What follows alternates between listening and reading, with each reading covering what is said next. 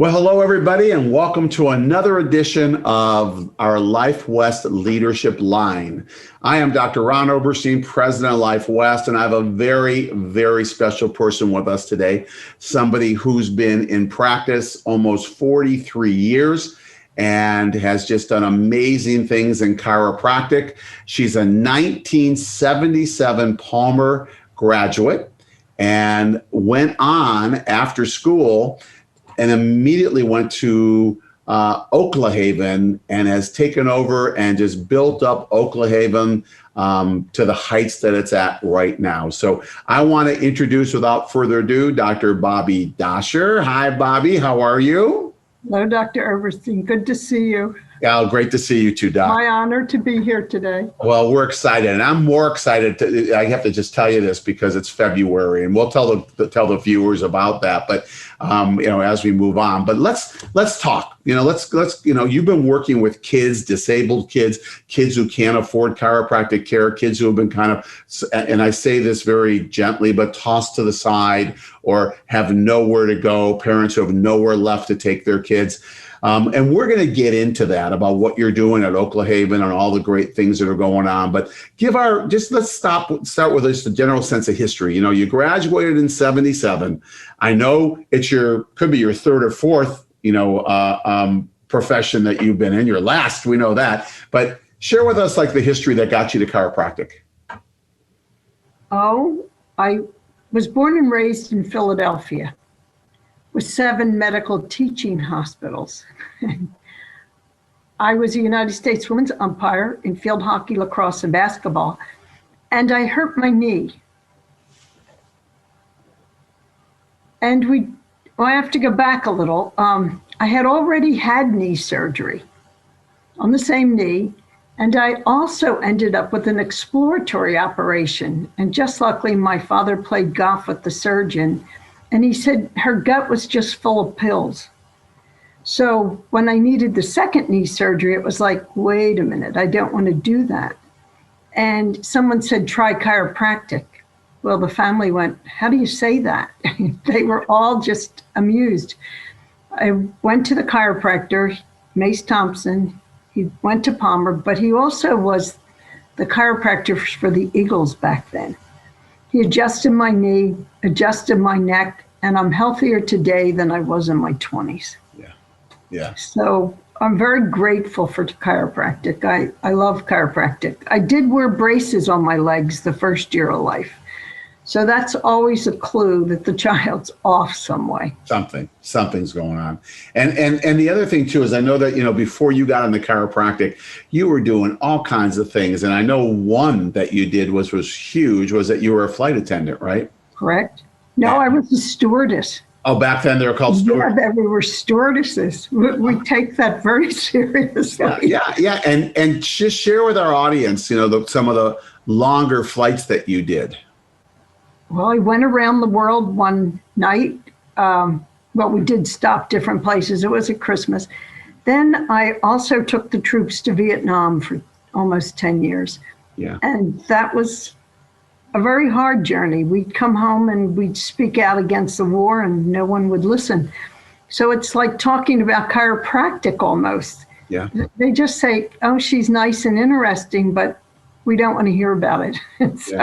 Yeah, and when you would take the troops there, once you were there, would you bring troops home, or was it just? Yes, the scar war was on them. You could see it. They had either lost a good friend or maybe their wife or girlfriend was married to somebody else. It was very sad. Yeah, very sad.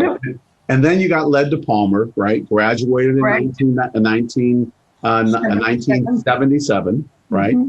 Yeah. And I know that you spent a year before you went to Oklahaven, right? Correct. You were working at the museum? The Putnam Museum. It's the first natural science museum west of the Mississippi. It's a beautiful museum if you ever go to Palmer. And that's where BJ had all of his mummies. Mummies, yes. And all that stuff. But you did something very special. You started the first hands-on museum for children, right? Children, yes. Yeah. Well, and it's still there today. I'm president of sorority, the oldest chiropractic organization in the world. And they took me there once.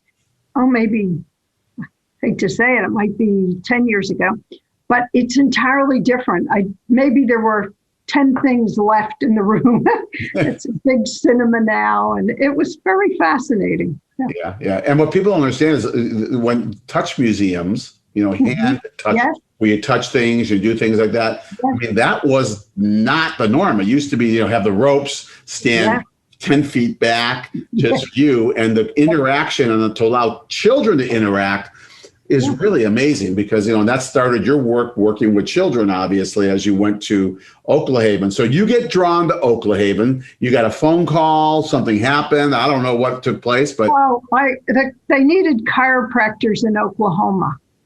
So I came with a busload of guys. There was only 10% women in those days.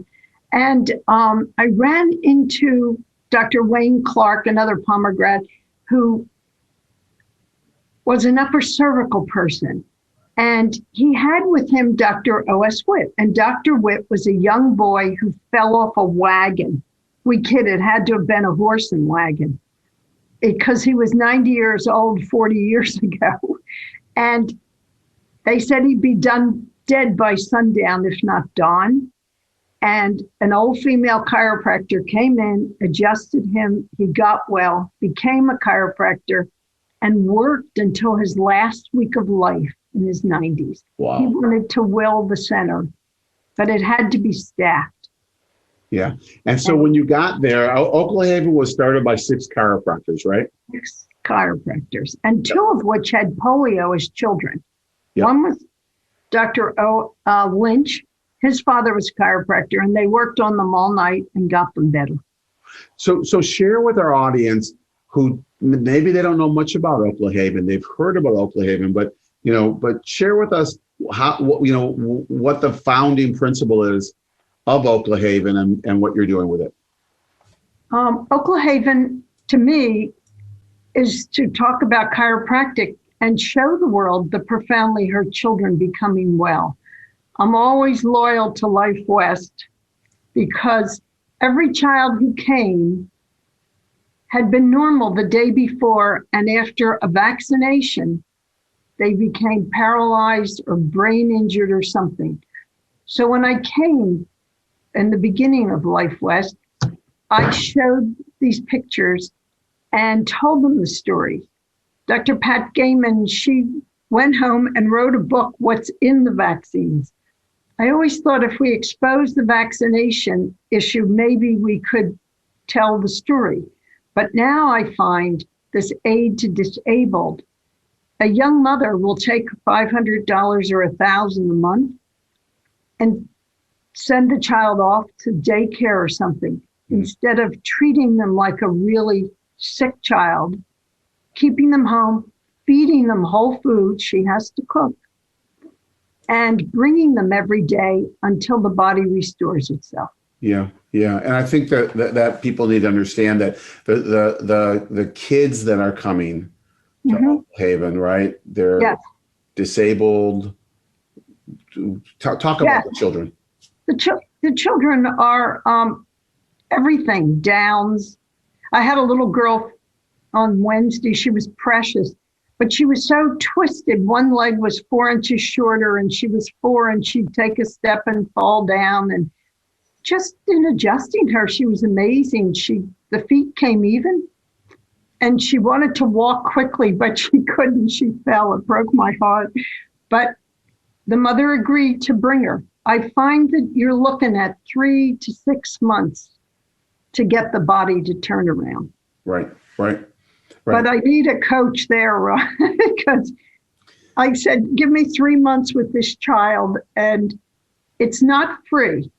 They have to pay something. Right. I find that they're much better. In the beginning, it was free. Nobody came, or they came with their boat. They were going to the lake, and it was like, we have to pay something.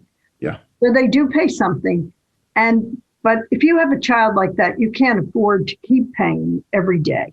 It's way too much. Yeah. Because you're looking at a year to restore them, and then the next year for function, and then full function in the 3rd year. Yeah. And when you're talking about that, because, these kids are coming in, I mean, you're seeing them intensely. I mean, the changes you get, others would say, oh, they're miracles, right? That's what others would say. I mean, I know you understand the power of what you do and the power of chiropractic, right?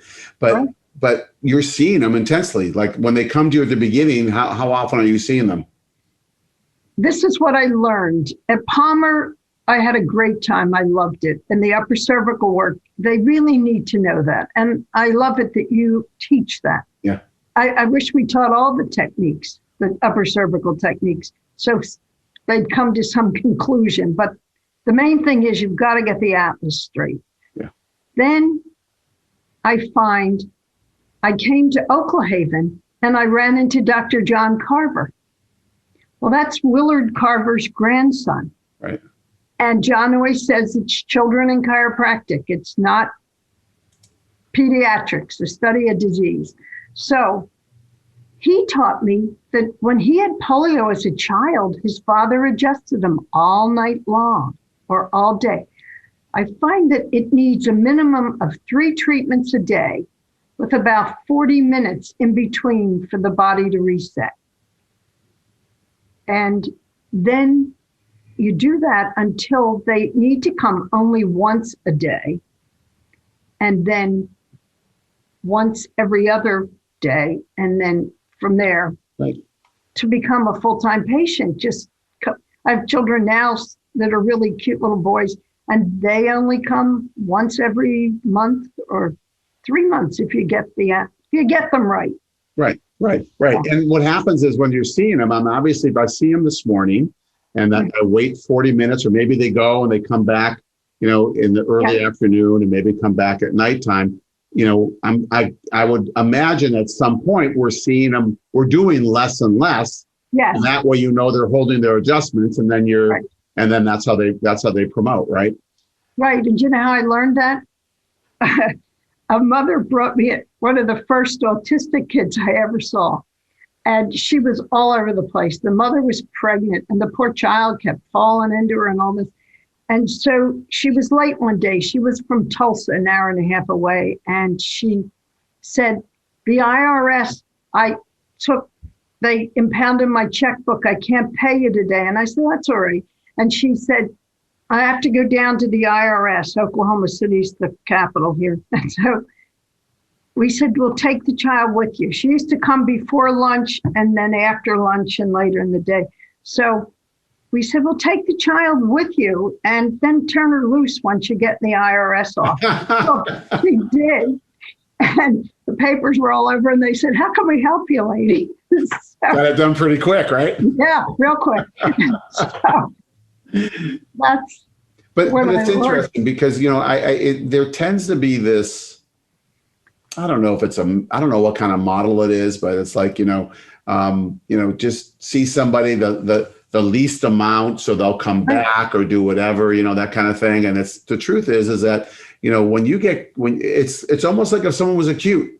When I was in practice, and we didn't get very many of these because it's not what I attracted, but if I had a person with an acute disc, even someone who needed surgery, but they couldn't get in for it, I'd see him 3 times that day, or whatever it took, just to, but it's like we tend to fall off of that and instead of saying, wait a minute, whatever I need to do. And most chiropractors, when they're having a problem, they get checked more than once a day. Right. But here's the key, being checked, not necessarily being adjusted, but being checked. And if you need an adjustment, then you get the adjustment. And I know when you're working with people, children like this, whether they're autistic and they've got, different kinds of issues, brain issues happening, things like that, processing, whatever it might be, it takes a lot to have that integration, that neuro integration come into place, right? I used to have an upper cervical chiropractor in with me, and he would say, oh, he's fine, he's balanced. Well, the kid still couldn't move anything. So you have to draw the energy down the extremities. I don't care how you do it, whether it's adjusting or Nemo or something. They definitely need the work.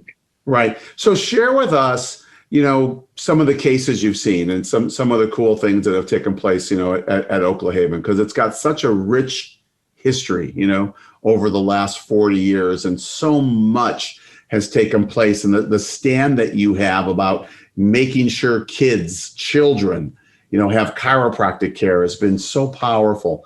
What are a few of the highlights of I mean, they all are, I know that, but anything that comes to your mind over the last 40 years? Sure. One of my favorites, but the mother won't let me tell the story, but these children are 30 now, I'm sure. They were born without fingers and toes. And the fingers began to grow, but the fingers had been sewn on. And even those began to work. And then the toes were like little buds just coming forth. It was beautiful to watch. And they only came once a month. The chiropractor used to bring them. He used to come and help me, and he'd say, Dr. Bobby, I don't see kids like this. And I said, you will. And so he called up and he said, I got a set of twins here. And they had this Apert syndrome or something. It was amazing to watch these fingers and toes. They were like the mighty acorn becomes the mighty oak. Yes. And the genetics is there. Every cell, every particle is striving for perfection. Yes. Oh, Bobby, it's like that saying that, we have so much, we have a greater power to heal that's within us than we're ever led to believe, right? Right. And how can we deny that? How can we deny the same, innate intelligence, right? The same intelligence that's within us, that it's limited and you can only do this. And you're seeing these changes on these kids for, just doing amazing things.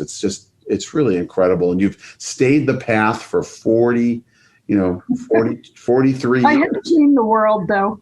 I know. Talk about that. 17, how many countries?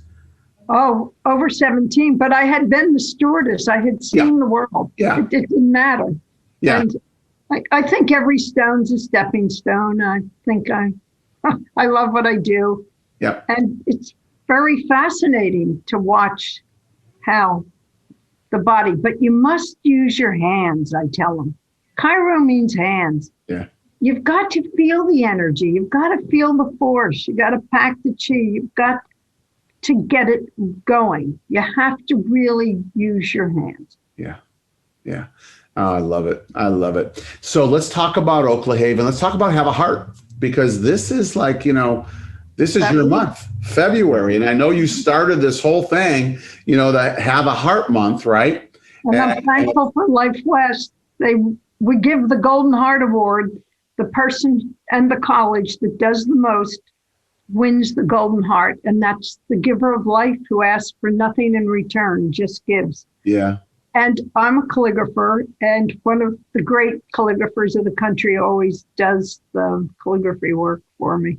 You know what? I know. And I just had a meeting with student council today, and Have a Heart starts today.